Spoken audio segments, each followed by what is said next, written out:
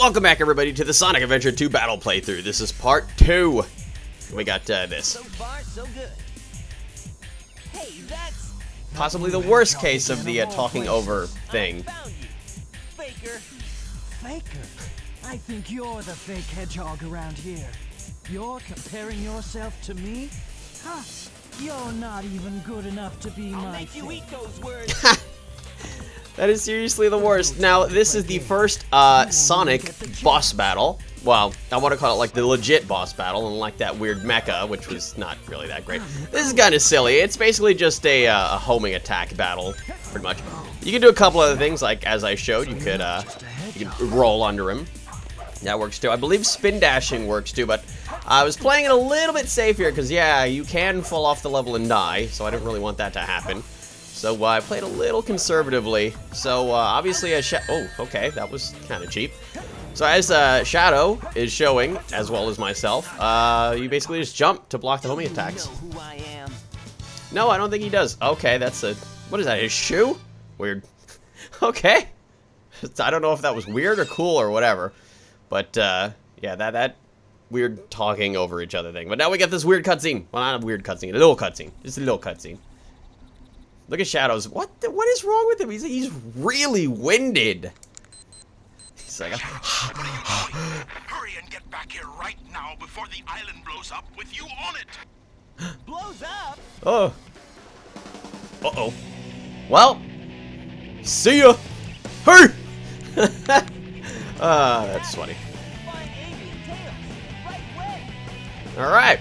So now we got 8 minutes to finish the Green Forest, which is, really will not take 8 minutes to finish this level as long as you just keep on running. There are several different pathways you can take. As you see here, I'm taking the left instead of the right pathway and not really making very good use of the light dash, unfortunately. Also, this level, unfortunately, also shows off the glitchy loop-de-loops. It's, you know, it's really unfortunate that they're glitchy like that, but, okay, that was interesting. Never again. See, like, this is the problem I have. I love spin dashing. Ah, great. But spin dashing in this game gets you in lots and lots of trouble. Because, instead of following, you know, pathways like as he would normally as if he was running, when you spin dash, you pretty much are rolling all over the place like, well, a ball. And so it doesn't really work out in a lot of cases. Okay. Well, good thing I remember that. I can never get this white floaty robot guy. He's worth quite a bit of points. And he also does drop, I believe, a rare animal for the chows. Some people were also asking me if I'm going to do the Chow World in this playthrough. And okay. See, this is exactly what I'm talking about with the getting me in trouble.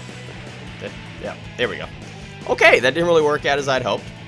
If I'm going to do the Chow World, and I can say safely that no, I will not be doing it in this playthrough. This is a playthrough of the game, not the actual side quest like the Chow World, but I do indeed have Chow World gameplay up. So if you want to, you can search my channel and check that out. Okay, I'm legitimately surprised that I didn't get super screwed over by spin dashing over that big loop-de-loop. So, oh yeah, so that reminded me that in the first part, I said grinding was an SA1. I thought it was. I could have sworn I remember it being in there. It's not. This was the first game that grinding was in. Then followed over into pretty much every single game after that. Okay, so I like how I got the electric shield, and then I got another one. You know, that works. Look at this. This ring's not giving up. Look at him. No! Oh, get away! He's still following me. Perfect. Oh, he got me. So this part is a little bit weird. It's like a weird bungee jumping kind of thing, and you have to press A at the right time, and he will go down far enough so that you can get that balloon, which I believe is 10 rings. All in all, this is a pretty... Oh my god. Okay, there's that trouble I was talking about. This is a pretty fast-paced, pretty awesome level, well, except when stuff like that happens. But, yeah, I genuinely like this level. Whee! Especially with little bits like that. Oh, no, I can't quite make that jump. Oh, okay, everything's falling around and going up, down, and sideways. What the... Okay. You'd think that making that jump would be simple. Unfortunately, it's not. Awesome. Yes. Alright, a little extra bonus points for the end. Maybe making my rank at the end a little bit better. What's it gonna be? I didn't lose my rings for once. At least, well, not all of them. Just made it. Okay, whatever, you know. As long as I can get a C, you know, I don't care. I'm good with that. C or above, fine. Anything lower than that, then, well, I'm gonna have to flip a table. And here we go with the Boom Boom cutscene, yes. This is like one of the only... There's like 3 or 4 of these CGI cutscenes. They're not too prevalent, they're pretty short. But, yeah, they're getting out of there right at the last second. Now, that also reminds me that depending on which side of the story you're playing, Hero or Dark, sometimes cutscenes will actually appear different. Just to kind of keep you in sort of like a cliffhanger-y sort of thing going on. I think that was the idea there. But in order to find out what actually happened, you have to play both sides to, you know, realize what happened actually in that story. So now the second Knuckles level, and we got our first power-up, the Shovel Claw, which allows us to dig into stuff. Which is amazing, because I always thought that that was something that he could always do. But apparently you need a power-up for that. But still, yeah, so an example of that with the cutscenes, like, you know, not really, or being kind of ambiguous, was that Sonic and Shadow battle. Because, you know, both of them, you know, fight in both sides of the stories. But, like, you can clearly take away from that Shadow lost that battle with how, like, winded he was, with his mouth open, like, 50 meters wide. So, I think it was pretty clear that Sonic won that battle, because, see, like, if you were playing Shadow in that part, you would win as Shadow, but Shadow actually loses that battle, so that's what I'm getting at. Alright, so this is Pumpkin Hill. This is a tremendously large level, and this is pretty much going to be the staple of all of the Knuckles and Rouge levels. Oh, hello. Very tippity top here. They will progressively get larger and larger and more frustrating, because, I don't know, I guess they were just trying to look for challenge, and they couldn't really think of any other challenge other than to make the levels ridiculously huge, as well as throwing... What? Okay. As well as throwing ridiculous guys like this at you. Really not appreciating that. So we also got to see Amy a couple of times so far. Amy not actually playable in the game, unfortunately, unlike in SA1, but she's still very prevalent in the cutscenes. She's all over the place. She's in almost every single one of the hero side story cutscenes. Oh, Amy. What would we do without Amy? I have to admit, though, I enjoy Amy. I thought that her storyline in SA1, it was, you know, it was simple, it was pretty short, and her gameplay was genuinely pretty fun, because it wasn't like, you know, it wasn't like Sonic Speed kind of fast-paced, but it was interesting in the way where, you know, she could run around and then use her big hammer to kind of vault herself into the air, and then she does, like, all the flips and stuff. That was kind of neat. Okay. Oh, yes, this one kind of confounded me. I was like, it's got to be behind the pumpkins, in the wall somewhere. Nope, right behind the pumpkins would make more sense. There we go. So, yeah, they always try to do that with, like, the landmarks. Now, this last one, as you can tell from the time skip, took me a disgusting amount of time to find. This was not even pleasant. Okay, I went literally everywhere until I realized, hey, I could go to these weird pumpkin-y statues, and there it is. Ow. Okay, yeah, let's never do that again. What are these? They're like they're not pumpkin statues, they're like pumpkin, I don't know, obelisks? I wanna say that. I can't really think of anything other than that. I really don't think any of the TVs help here. Pretty sure I found it. Unfortunately, I have to... It's not on the actual top, so I have to go around the side, and that is overall frustrating, because you have to jump off first, and then get low enough, so there you go, so that you can... And if I recall correctly, it was in its eye. Yes. I didn't quite realize that the first time. There we go. I found him. Okay. Oof, that only took 7.5 minutes. Gee, I wonder what rank I'm going to get for this. Probably an A. That was tough. Yeah, actually, it kind of was. Okay, I was expecting an E there, but that was a pleasant surprise. Okay, so that was our 6th emblem. Now, there are actually 180 of those emblems in the game. And there's not actually like 180 levels in the storylines. It's just that some levels you play over and over again with different missions. My name is Dr. Eggman. Here's another one of those CGI cutscenes. Scientist. Mommy! Soon to be the world's greatest ruler. I love the stuff going on behind him. The greatest empire of all time. That's some pretty badass seat, or green screen. Ah, I couldn't find it there in my head. Hello, what's up with this fake looking moon? Okay, that's whoa, interesting. I think I recognize that. I'm not sure what that is. I think that's Sonic's face. Sonic, why is your nose opening like it's Independence Day? God, how many times have I made that joke in all of the videos I've ever done? And yeah, this is pretty much as close to Independence Day as it's going to get. You know, I mean, I say it quite a bit. I said it in Galaxy, mine and the ABTZ Comms one. I said it in Corey's Super Smash Bros. Brawl Subspace Emissary playthrough. I said it somewhere else, and now here. Oh, very nice of him to leave us that timer there. Let us know how much time we have to live. 23 hours to go. All right. Oh, there she is again.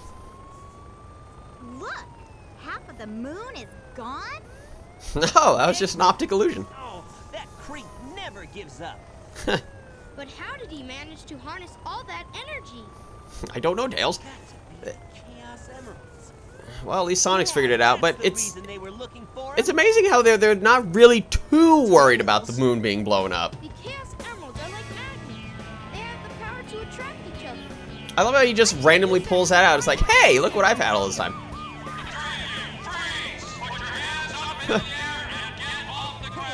I'll take care of He's not talking to You us. try and find a way out of here. Find Eggman. Got it.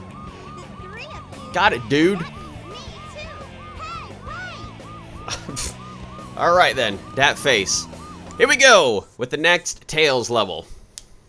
First, we gotta save. That's important. Mission Street. All right. So this one isn't too terrible. I actually prefer this one as compared to the previous Tails level. Not only because of the upbeat music that's going on here, but I don't know. It's just a little bit more open.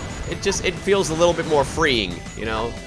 So you know, not really as confined as with the jail, where we were walking down those narrow hallways all the time. So oh no, well, at least I didn't have too many rings to begin with. But this level will, of course, show us our first Tails upgrade as well. As you know, we got the first Sonic upgrade, the first Knuckles, now we get the first Tails upgrade. And it's right around the corner over here, and there it is. It's the booster. Helps us boost and hover along gaps and stuff. It's very simple. You just double tap it. Just like that. And we're boosting. Alrighty, so there's quite a bit of this in this level where you gotta wait for stuff to come down and then jump on it and then ride it up. Also in the first part of this playthrough, I also mentioned about Knuckles being very gullible. He is a pretty gullible dude. So gullible, in fact, that, well, that's pretty much how the plot of Sonic the Hedgehog 3 went. Okay. Where basically Eggman tricked him into believing that Sonic was his enemy, while in, like, the meantime, I can never get that guy. Well, at the same time, he's pretty much off stealing the Master Emerald right under Knuckles' nose. So, and he's got a pretty big nose, so you'd think he'd notice. All right, lots of okay going on here. That's not really a big surprise because it's Tails' thing in this game. He says that a lot. Yes, I know. See, I'm just trying to target as many things as I possibly can, so he doesn't say okay all the time. But then that's gonna happen, so. That reminds me that might as well just bring me to my next thing, where Tails' voice, I mentioned the last time, I don't really think it's that bad. You know, I thought this voice was pretty good for Tails. Like, I mean, the actor himself, or her, I don't really know, wasn't the best. Okay, it's pretty obvious, you know, with just the wooden delivery, but Tails, I like the voice. I think the voice was good. It's pretty much the same with Dean Bristow. You know, he was the better sounding voice while Pollock was the better actor. So, it's basically what happened there. I really, really did not like Tails' voice in Heroes. And I was a little bit confused here. I assumed at the beginning, great, that I was just supposed to run through this really fast, but yeah, then I just tried to trigger it and then it landed on. I lost my rings. I don't really like that. But yeah, Tails' voice, unbelievably bad in Heroes. And, oh yeah, that was it. The other thing that I was going to mention about Heroes. Amy's thing when I said about SA1. Actually had a conversation with somebody on IRC about this, about how Team Rose in Heroes was very enjoyable because it was very simple. It wasn't, like, super complicated. What is with that noise? It's like the constant noise of jet engines overhead that are just, like, circling. Alright, there we go. So it was pretty enjoyable, you know, like, with the Team Dark stuff, you had to do all sorts of nonsense, like, you had to kill a bunch of enemies, like, the Team Chaotic stuff, you had to find things, and, I don't know, the Team Sonic stuff was just, I think it was just basic, generic gameplay, but I don't know, it was just nice to just kind of have, like, that slow and steady gameplay with Team Rose. Okay, well, that was an amazing earthquake, that had nothing to do with the Earth. Oh boy, Omo Chow. I never did get to mention him, and then I don't really think that he's that terrible in this game. I mean, you know, a lot of people complain about Omo Chow. You know, they're like, oh my god, Omo Chow, what the? Shut up already! Ah, you little jerk, and popping up all over the place and telling me stuff that I don't care about. And you know, I mean, he does do that, but I don't think he's that bad. Especially when they brought him back in Generations, because they probably heard like all the complaints from SA2 from players. They're like, oh my god, make Omo Chow go away, and they never brought him back until Generations. Hey. Very good. Oh, thank you. And I thought Omo Chow was a lot better in Generations, but people were still like, no, Omo Chow, go away. Stop it. So that wasn't too bad, that level. I enjoyed that. You know, especially the very end bit where you just kind of run. That's it, just run. Oh no. The mine. The aquatic mine. The third Knuckles level. Although I like this music. I didn't expect the inside of the mines to be like this. This is gonna be tougher than I thought. Alright. So right off the bat, I seem to have noticed one. But I think that the general strategy, and what I always do, is just jump up to the top area, as I'll do in just a second, and get the level 3 water draining button thingy. I don't even know what it's called. But yeah, basically you just go up here, and it's the little white spherical looking button. There it is. And then it drains the water all the way to its lowest possible level, which is very, very convenient so that you can get through these little mine shafts, as well as being able to explore stuff down here. There's really no reason to have the water up anyway, because you would have to like swim for stuff that's really up high, but you can still climb and of course glide with Knuckles, so that's basically the same thing. Not really finding this this emerald. And also, despite how it looks, I actually used to speedrun this game. I'm not even kidding. I mean, it looks like I have literally no idea what I'm doing half the time in this playthrough. But I'm not even kidding. I used to speedrun this game. Not like professionally, you know, I wasn't on any speedrun websites or anything. But I, you know, just at a certain point, you know, I was just like, man, oh, hello, I see you. I just like, I really want those A ranks, okay? So I would just kind of, you know, watch videos of other people playing the game and, you know, just kind of, you know, speed run and just keep playing the levels over and over and over and over again and just try to get the fastest time that I possibly could. There was an old website that I believe I do still have bookmarked somewhere. That's it. It's the soniccenter.org. And I was pretty much registered there under the name of Antoshi, of course. I explained this before. But I you know, I threw in some times, or, you know, some records of mine, you know, in the levels. You know, they're not too bad. You know, some of them are pretty good, and I don't seem to be able to walk up there. That's unfortunate. Definitely had fun with a couple of the beginning stages, like Rouge's very first level. That one, there was a trick to that, where you could basically just trick the pieces of the Master Emerald to spawning right next to you and get them faster. Now, this part was really irritating, this box. I had to speed this up, okay, because I kept falling over and over again. Finally, I get to it. Who thought that that was a good idea, to put that box there? Which is unbelievably difficult to get to. I tried jumping over it and then, like, drill clawing down. Nope, missed completely. tried gliding into it, and then I would just hit it and then fall. It was terrible. I didn't like that at all. I felt like the game was trolling me. But this last one was a lot better. I pretty much found it right off the bat. If I could kind of get up there, not pick up that gorilla. It must be in one of these boxes. Never mind. It's not in the skull. It's got to be next to the skull. There we go. I found him. Yes, I did. 3.5 minutes. Not too bad. You know, Aquatic Mine is kind of one of those levels that take a little while longer. Also, I just realized I did not get the upgrade. Oh. Yeah, I feel good. Yeah, I do actually. But I will explain that further in the next part of the Sonic Adventure 2 battle playthrough. Join me in part 3, where I'll be doing some more stuff with the hero side story. See you all next time.